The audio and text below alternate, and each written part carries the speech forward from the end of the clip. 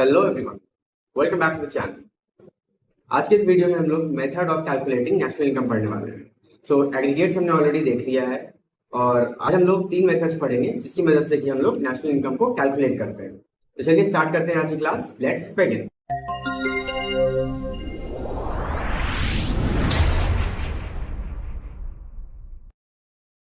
तो ये तो आप लोग ऑलरेडी जान रहे हैं कि नेशनल इनकम क्या होता है।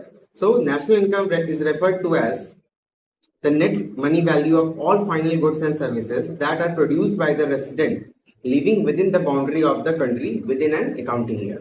मतलब ये क्या है, एक फ्लो कंसेप्ट है, कोई स्टॉक कंसेप्ट तो है नहीं। ये पूरे साल में like with in an accounting year, पूरे साल में जो हो रहा है इनकम, पूरे इकोनॉमी में जितना अर्निंग हो रहा है, that is what we call national income. तो अब इस नेशनल इनकम को हम लोग कैसे कैलकुलेट करते हैं? So for that we have 3 methods, that is income method, expenditure method and value added method. तो चलिए अब इस तीनों मेथड को हम लोग समझते हैं क्या है ये method. So first of all income method.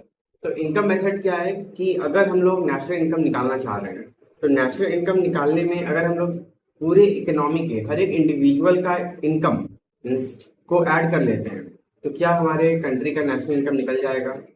Means ऐसे ये बहुत वाइड कंसेप्ट है, लेकिन अगर देखा जाए सबका पैसा हम लोग जोड़ रहे हैं, सबका इनकम हम लोग जोड़ रहे हैं, तो हाँ निकल तो जाना चाहिए। Then we have expenditure method. तो अभी क्या है, हम लोग सर्कुलर फ्लो ऑफ इनकम में इन टू सेक्टर इकोनॉमी हम लोग देखे थे क्या कि जितना प्रोडक्शन हो रहा है उतना ही जो है कंजम्पशन भी हो रहा है।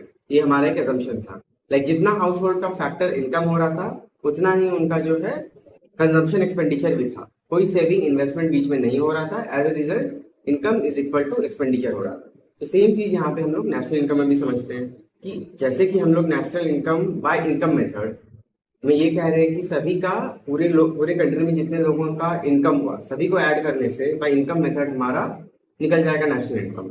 तो अगर वो लोग सभी को ही अपने पैसे को खर्च करते हैं तो क्या तब नहीं निकलेगा नेशनल इनकम? बिल्कुल तब भी निकल जाएगा। And lastly we have product और वैल्यू एडेड मेथड। तो ये क्या है कि जहां पे भी कैपिटल फॉर्मेशन हो रहा है, जहां पे भी वैल्यू एडिशन हो रहा है, उस सारे वैल्यू एडिशन को जो कि एक पूरे साल में हुआ है विद इन एन इकोनॉमी, अगर हम उसको ऐड कर देते हैं तो again that will be equivalent to the total income of the nation. तो यही हमारा 3 मेथड है, इनकम मेथड, एक्सपेंडिचर मेथड और वैल्यू एडेड मेथड। तो तीनों ही मेथड से नेशनल इनकम को कैलकुलेट करने का एक फॉर्मूला है। तो उस फॉर्मूला से हम लोग जब नेशनल इनकम को निकालते हैं तो बाय इनकम मेथड हमारा निकलता है NDPFC, that is what we call domestic income.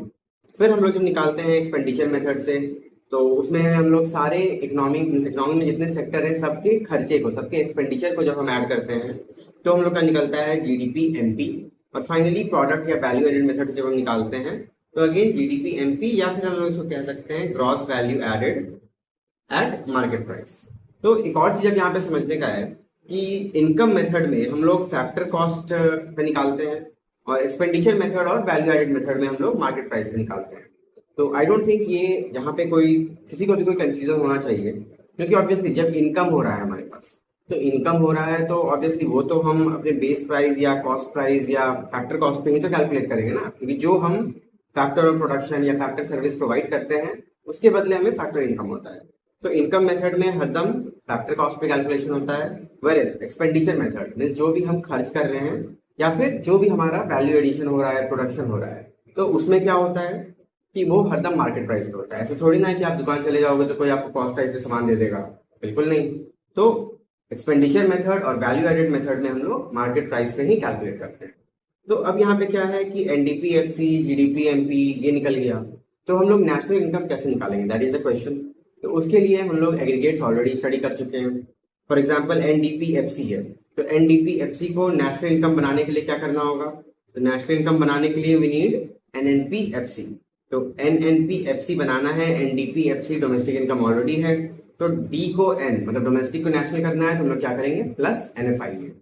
तो बस उसी कंसेप्ट से सारे मेथड्स के फॉर्मूला को लगा के और उसमें एग्रीगेट्स को एडजस्ट करके हम लोग फाइनली नेशनल इनकम निकाल लेते हैं। तो चलिए अब एक एक करके सारे मेथड्स को हम लोग देखते हैं। आज के इस क्लास में, आज के इस वीडियो में हम लोग first method that is income method को पूरी तरह समझेंगे, ठीक है। So calculation of national income by income method. तो चलिए क्या है भाई हमारा इनकम मेथड का फॉर्मूला देख लेते हैं हम लोग। ऊपर में हमने देखा है कि इनकम मेथड में हम लोग क्या निकालते हैं, NDPFC that is domestic income. तो टेकिंग दैट एज बेस हम लोग लिख लेते हैं पहले फॉर्मूला, और उसके बाद हम लोग समझेंगे कि इस फॉर्मूला को कैसे हम लोग अप्लाई करते हैं। ठीक है, तो एनडीपीएफसी का फॉर्मूला हो जाता है profit plus rent plus royalty और इंटरेस्ट, और क्या हो जाता है, मिक्स्ड इनकम आ जाता है, और साथ में आपका आ जाता है कॉम्पनसेशन ऑफ एम्प्लॉयज। तो अब यहाँ पे प्रॉफिट में लाइक ऑब्वियसली आप जब प्रॉफिट का बात कर रहे हो, रेंट रॉयल्टी का बात कर रहे हो, इंटरेस्ट का बात कर रहे हो, तो ये सब क्या है, ये अर्न करते हैं कंपनीज लोग, बिजनेस लोग। तो इसको हम लोग बाय अदर नेम बोलते हैं ऑपरेटिंग सरप्लस।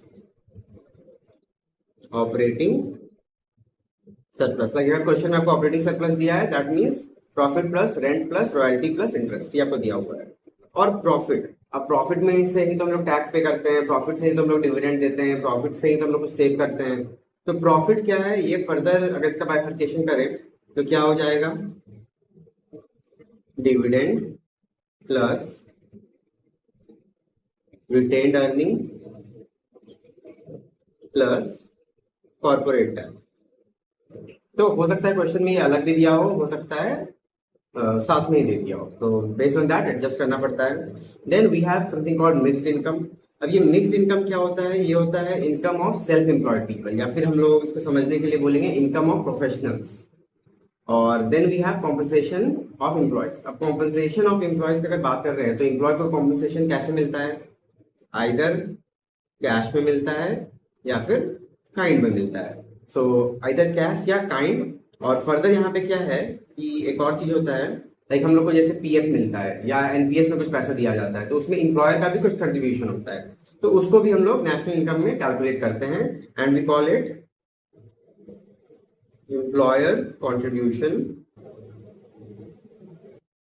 To SSS.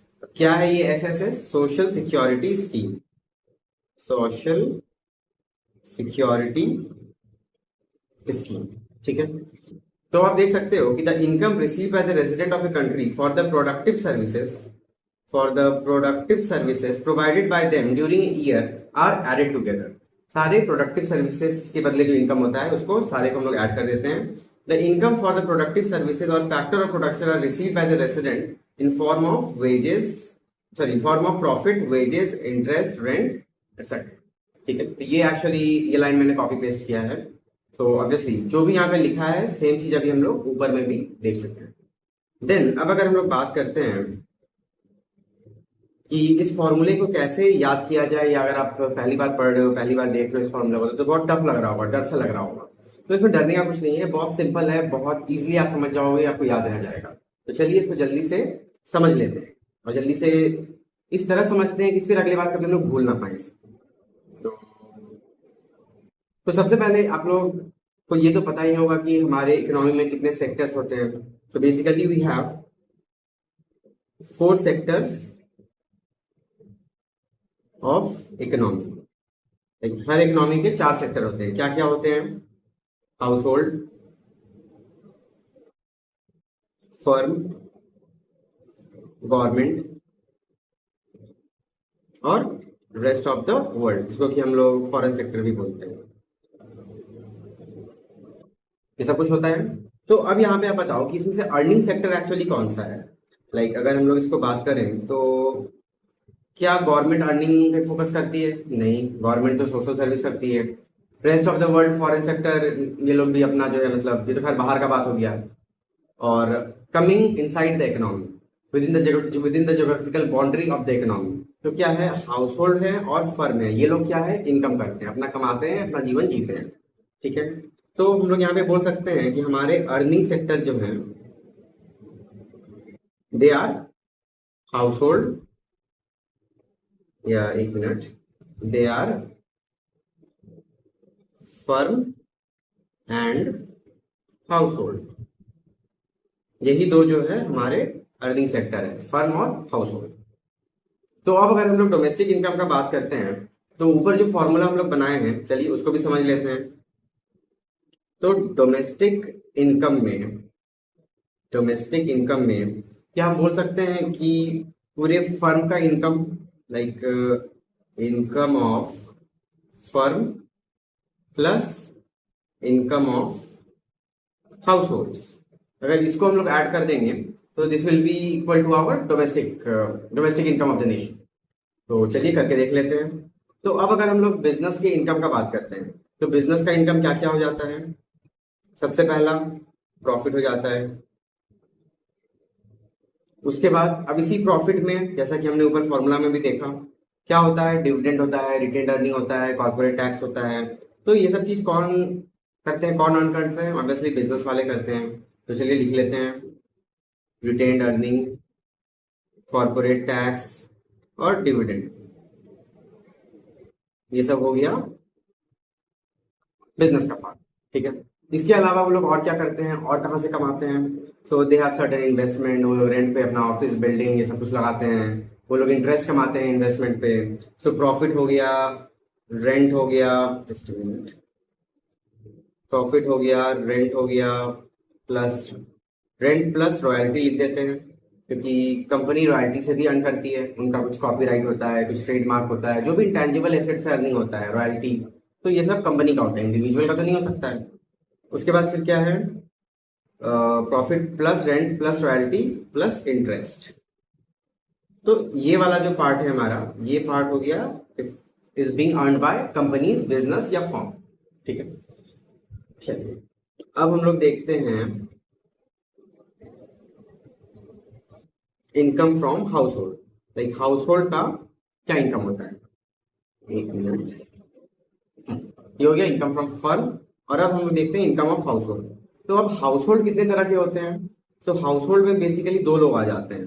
कौन कौन, सबसे पहले वो लोग जो इंप्लॉइज हैं, और दूसरे वो लोग जो प्रोफेशनल्स हैं। अब ये प्रोफेशनल वाली बात मैं क्यों बोल रहा हूँ, क्योंकि हम सभी लोग बिजनेस स्टडीज में क्लास 11th में, लाइक ये तो कॉमन चीजें पढ़े हैं कि difference between profession, employment and business, मतलब बिजनेस, एम्प्लॉयमेंट और प्रोफेशन के बीच में डिफरेंस पढ़े हैं, इस तीनों चीज को हम लोग समझे। तो अब आप उसको याद रखने के लिए ऐसे समझो ना कि ये वाला पार्ट जो हो गया फर्म का, ये हो गया बिजनेस, और हाउस होल्ड में दो लोग आते हैं जो थोड़ा बिजनेस से, थोड़ा क्या मतलब बहुत कम कमाते हैं, बट वो अपने आप में ही काम करते हैं, इंडिविजुअल्स होते हैं।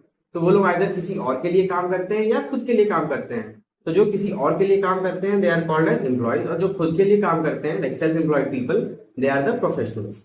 तो अब यहाँ पे आप देखो कि एम्प्लॉयज क्या अर्न करेंगे।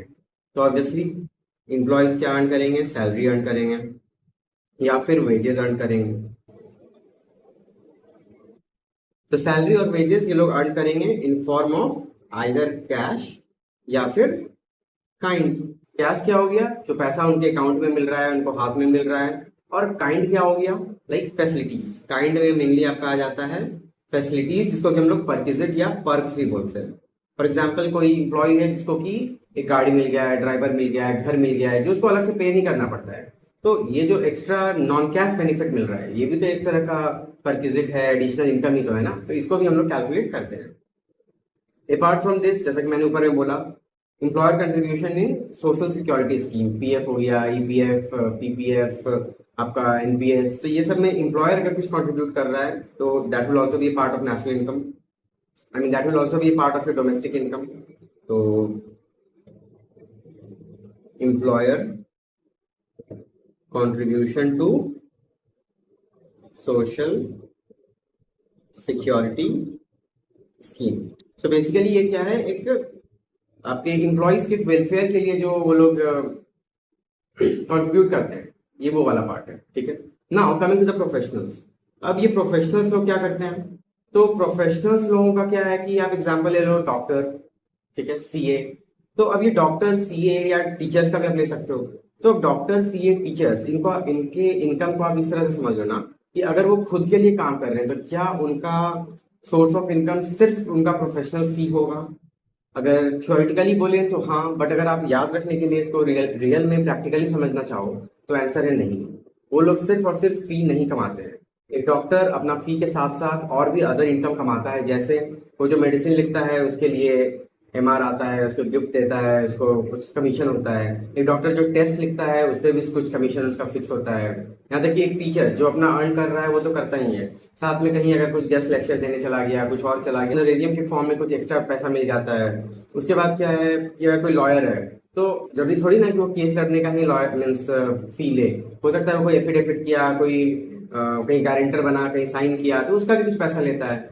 तो कह सकते हैं हम लोग कि जब हम लोग सेल्फ एम्प्लॉयड होते हैं, हम लोग खुद के लिए काम करते हैं, तो we earn from different sources, multiple sources, या फिर इसको हम लोग बोल सकते हैं मिक्स्ड सोर्सेस।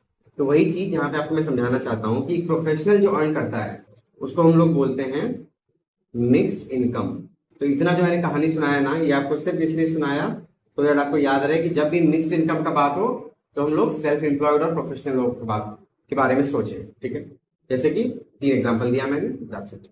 तो अब अगर हम लोग डोमेस्टिक इनकम का बात करते हैं तो ये है पूरा complete scenario, like income of firm and income of house hold. Income of firm में आपका आ जाता है प्रॉफिट, रेंट, रॉयल्टी, इंटरेस्ट, और इनकम ऑफ हाउस होल्ड में अगेन 2 पार्ट, एम्प्लॉय और प्रोफेशनल। अभी मैंने सेल्फ एम्प्लॉयमेंट यहाँ नहीं लिखा है, अदरवाइज फिर एम्प्लॉयमेंट कंफ्यूजन हो जाएगा, इसलिए एम्प्लॉइज और प्रोफेशनल्स। एम्प्लॉइज क्या कमाते हैं? Salary, wages in cash and kind plus employer contribution to social security scheme. और प्रोफेशनल लोग क्या कमाते हैं? सिंपल है, मिक्स्ड इनकम, ठीक है। चलिए, तो ये सबको करने के बाद हमारा क्या निकल जाता है? NDPFC, मतलब डोमेस्टिक इनकम। तो अब डोमेस्टिक इनकम हम लोग को पता है, और अल्टीमेटली हम लोग को निकालना क्या है? निकालना है हम लोग को नेशनल इनकम। तो नेशनल इनकम होता है NNPFC। So NNPFC is equal to NDPFC। और अब हम लोग को क्या करना है? डोमेस्टिक को नेशनल में कन्वर्ट करना है, छोटे से बड़े पे आना है। तो क्या करेंगे? Plus NFIA। तो ये फॉर्मूला लगा देंगे तो हम लोग का नेशनल इनकम निकल जाएगा, ठीक है।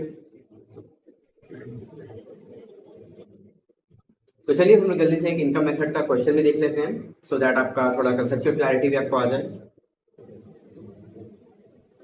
तो अब यहाँ पे क्वेश्चन क्या बोल रहा है कि कैलकुलेट करना है income from the given data, calculate national income from the given data. और क्या क्या दिया है? Compensation of employees, operating surplus, gross domestic capital formation, indirect tax, wages in kind, mixed income of self employment, NFIA और net exports. तो सबसे पहले हम लोग क्या करते हैं ना, हम लोग इसको यहाँ पे कैटेगराइज कर लेते हैं, लाइक कौन सा किसका इनकम है, तो दैट हमें समझने में ईजी हो। तो सबसे पहले कॉम्पनसेशन ऑफ एम्प्लॉइज, ये किसका है? ये हो गया आपके हाउस होल्ड का। उसके बाद ऑपरेटिंग सरप्लस, ये किसका है? ये हो गया फर्म का। ग्रॉस डोमेस्टिक कैपिटल फॉर्मेशन, इसको हम लोग फिलहाल नहीं लेंगे क्योंकि ग्रॉस डोमेस्टिक कैपिटल फॉर्मेशन ये भी फर्म करती है, लेकिन ये हमारा एक्सपेंडिचर मेथड का पार्ट है, तो इसको हम लोग इग्नोर करेंगे। Then we have indirect tax, like IT indirect tax या नेट इनडायरेक्ट टैक्स, सब्सिडी, ये सब क्या है? हमारा एग्रीगेट का पार्ट है। तो एग्रीगेट वाले को भी अभी हम लोग चलिए AG लिख देते हैं। वेजेस इन काइंड, ये किसका पार्ट है? वेजेस इन काइंड है हमारा कॉम्पनसेशन ऑफ एम्प्लॉइज का पार्ट। तो अगर कॉम्पनसेशन ऑफ एम्प्लॉइज ऑलरेडी दे रखा है तो ये तो ऑब्वियस है कि ये वेजेस इन काइंड जो है इसमें ऑलरेडी एडेड होगा, तो इसको अलग से हम लोग नहीं जोड़ेंगे, ठीक है। उसके बाद mixed income of self employment या सेल्फ एम्प्लॉयड, तो ये किसका हो गया? अगेन ये हाउस होल्ड का हो गया, दैट इज प्रोफेशनल वाले लोग का हो गया। NFIA, ये भी हमारा एग्रीगेट्स है। और बात है नेट एक्सपोर्ट्स, तो अब नेट एक्सपोर्ट्स का तो फिलहाल ऐसा कोई जरूरत यहाँ पे नहीं है, ठीक है। चलिए, तो अब हम लोग इस क्वेश्चन को सॉल्व करते हैं। तो सबसे पहले एज पर द फॉर्मूला हम लोग निकालेंगे domestic income. Domestic income that is NDPFC, और ये किसके बराबर है? कॉम्पनसेशन ऑफ एम्प्लॉइज प्लस, और क्या दिया हुआ है? फर्म का ऑपरेटिंग सरप्लस है, प्लस ऑपरेटिंग सरप्लस, और क्या है? ये हो गया, ये हो गया इनडायरेक्ट टैक्स, वेजेस, इसको तो नहीं लेना है, इसमें जुड़ा हुआ है। Then we have mixed income of self employment, तो प्लस मिक्स्ड इनकम,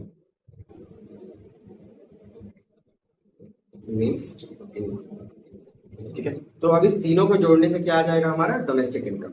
तो चलिए जोड़ लेते हैं, 18,000, 5,000 और 6500।